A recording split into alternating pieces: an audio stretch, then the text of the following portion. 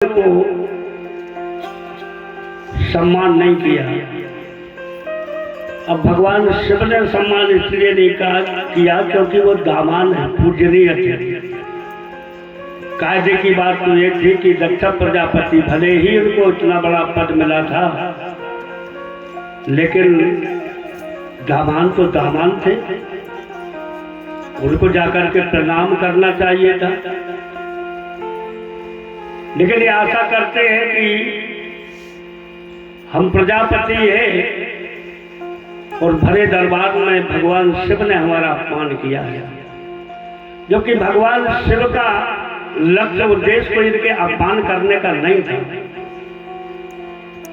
लेकिन दक्ष प्रजापति ने मान लिया कि शिव ने हमारा अपमान किया है।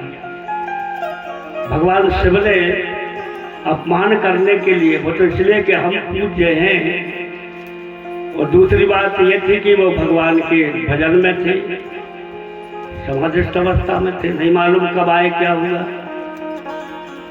लेकिन अभिमान के कारण से दक्ष प्रजापति ने निकाल दिया कि भगवान शिव ने मेरा अपमान किया है, इसलिए बड़ी गाली दी भरे दरबार में भगवान शिव के लिए।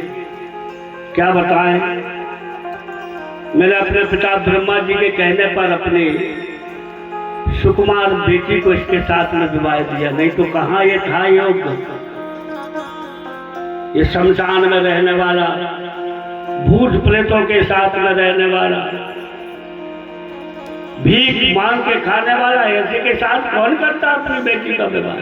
देखो, नजरें बदल गई तो नजारे बदल गए। अब पहले भगवान शिव पर कितनी श्रद्धा होगी कि अपनी बेटी का विवाह कर दिया, लेकिन अभिमान के कारण से आज भगवान शिव का भरे दरबार में अपमान करना पड़ा, गाली देना प्रारंभ कर दिया और प्रतिबंध लगा दिया। याद रखना, आज के बाद कोई भी समारोह हो, यज्ञ हो, कोई भी धर्म कार्य हो, इसमें शिव को कोई आमंत्रित नहीं करेगा, ये हमारी आज्ञा है। तो संसार में विचार किया कि भैया ये ससुर दामाद की लड़ाई है, अपन क्यों बुराई मोल ले, इसलिए सब कर्म होने ही बंद हो गए। ना भैया हम कुछ करेंगे, यदि हम शिव को नहीं बुलाएंगे तो शिव से बुरे हो जाएंगे, और यदि बुलाते हैं तो दक्ष प्रजापति से बुरे हो जाएंगे। इसलिए अब सत्कर्म हो रही। देखो, इतना अपमान करने के बाद जबकि दक्ष प्रजापति ने भरे दरबार में भगवान शिव का अपमान किया, गाली दी, लेकिन फिर भी संतोष नहीं हुआ। इतना अपमान करने के बाद भी, प्रतिबंध लगाने के बाद भी, और जब किसी ने कोई सत्कर्म नहीं कराया तो इन्हीं ने यज्ञ की रचना की। अब सबसे पहले हमें नहीं बुलाएंगे, हमें अपमान करेंगे। देखो, यह है अभिमानी व्यक्ति। कहते हैं, हमारे शास्त्र कहते हैं, अभिमान बहुत भयानक चीज है। विद्या विवादाय धनम मदायो शक्ति परेशान परपीडनायो। विद्या विवाद करने के लिए नहीं है, संवाद करने के लिए। धन मद में खर्च करने के लिए नहीं है। और यदि भगवान ने हमें पद दिया है, यदि भगवान ने हमें ताकत दी है, तो वह औरों को सताने के लिए नहीं है। विद्या विवादाय धनम मदायो शक्ति परेशान पर पीडनायो।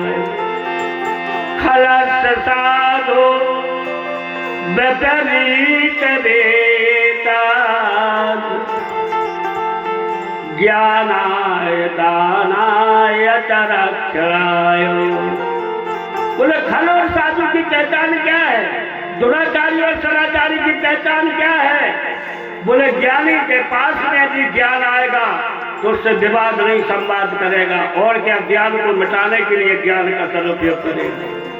धन आएगा तो मद में खर्च करने के लिए दान पुण्य धर्म में लगाएगा, अच्छे काम में लगाएगा।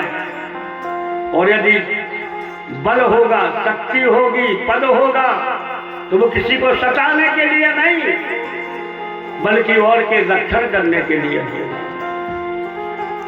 आद्य शंकराचार्य जी महाराज जी ने इस बात को कही है। लेकिन जब अभिमान आता है तब आदमी इन सब का दुरुपयोग करना प्रारंभ कर देता है। यही धर्म की हानि है। तो दक्ष प्रजापति ने यज्ञ को रचा, लेकिन भगवान शिव को आमंत्रित नहीं, क्योंकि शिव के अपमान के लिए किया गया था ये काम। जबकि शिव के मन में कोई बात नहीं थी, लेकिन दक्ष प्रजापति को इतने अपमान के बाद भी शांति नहीं थी, एक के बाद एक अपमान करना प्रारंभ कर दिया। और भगवान शिव को इस यज्ञ में आमंत्रित नहीं किया गया। और देखो भगवान ने कहा है, सुखा राम जी सरकार ने, कि शिवद्रोही माम से कहा, शिवद्रोही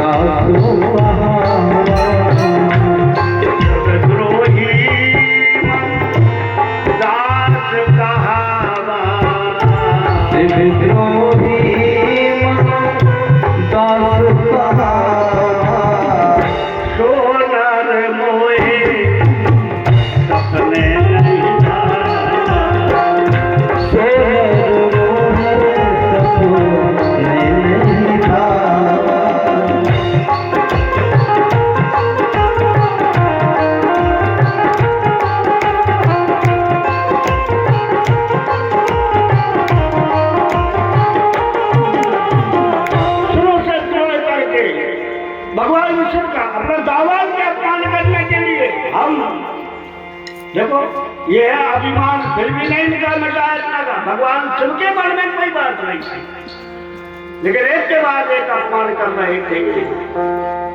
और फिर भी इनको संतोष नहीं था, इसलिए यज्ञ की रचना की। उसमें ब्रह्मा जी को आमंत्रित करने के लिए गए, पिताजी हम यज्ञ कर रहे हैं।